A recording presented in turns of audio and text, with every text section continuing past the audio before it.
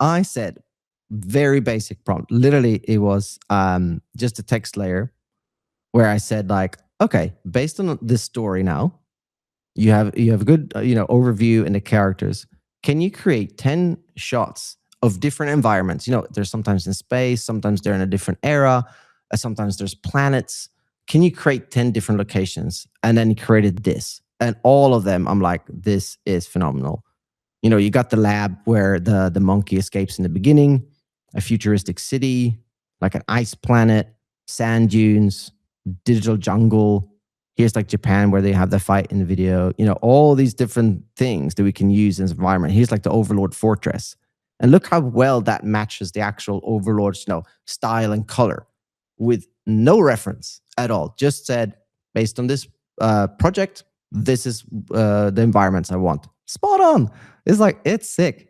And then I was like, maybe I was lucky. So in preparation for this live stream, I was like, can I just try to do the same thing again? Same prompt, very basic, like one sentence. And I got this. Again, this is like steampunk London. How cool is that? We got this underwater robotic world, some more like up in the trees, more space stuff, like a space station city, crystals in the sand, like Egypt, like this. Like, it's so cool. And again, these just sparks more ideas for me. And like, okay, now we can do this and this and this and this.